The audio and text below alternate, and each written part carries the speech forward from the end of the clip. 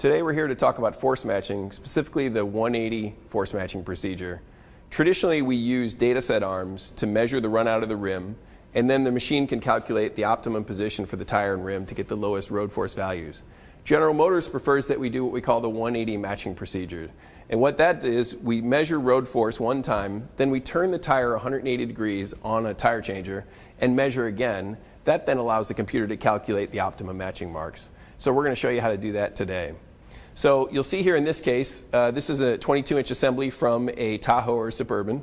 And it's failed, and I've got 26 pounds of road force. Current bulletins want us to get to 15 pounds or less. So let's go ahead and do that. I'm going to press the Measure Rim Runout button, and you notice it defaults to using the data set arms, but we don't want to do that. We want to match without rim runout, so I'll press that button. That is the 180 matching procedure, and you'll know because it says 180 matching, and we see a bar here showing me my progress in this guided procedure. It says mount the assembly, set the tire pressure, which we've done, and lower the hood to take the first road force measurement. So let's do it. So now it's completed its road force measurement. It'll say bring the valve stem to top dead center, which I'm going to do here using the hammerhead laser. And I say enter valve stem. Now it says put a V on the tire opposite the valve stem. You notice it turned the tire for me.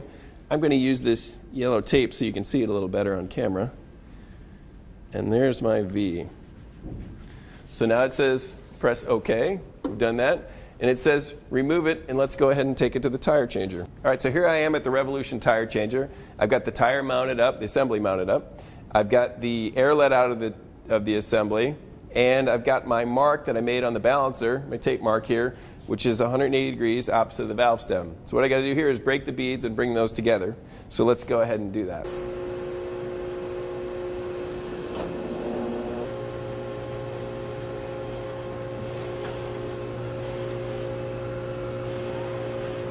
Now that I brought my mark together, mark to the valve stem I should say, I'm going to go ahead and reinflate the assembly. Now here's the real reason why I chose the Revolution, because now I'm going to perform a bead massage. Now any tire changer with rollers can perform a bead massage, but the Revolution will do it for me automatically. The purpose of the bead massage is what we're going to do is you'll watch the roller is going to push down on the tire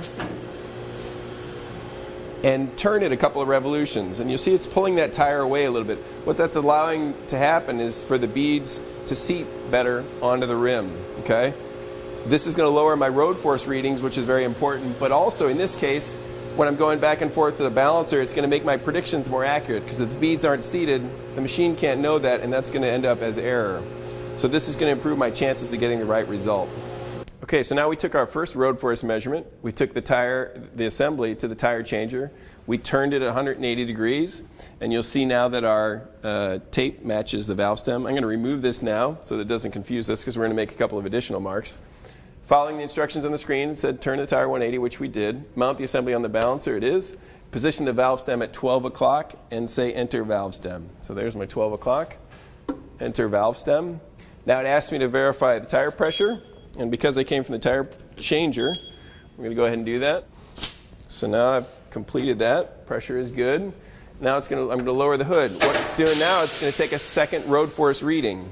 So now you can see that it's telling me the assembly is at 25 pounds, and I can get to 13 pounds. All I have to do is put a mark on the tire here. So let's go ahead and do it. I'm going to mark the tire at top dead center. My piece of tape right there. And then I'm going to put a mark on the rim in this position right here.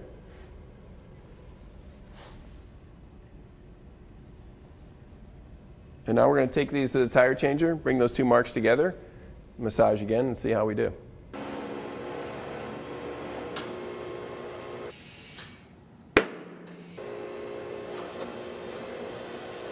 Now we've just returned from the tire changer. You can see we brought our matching marks together.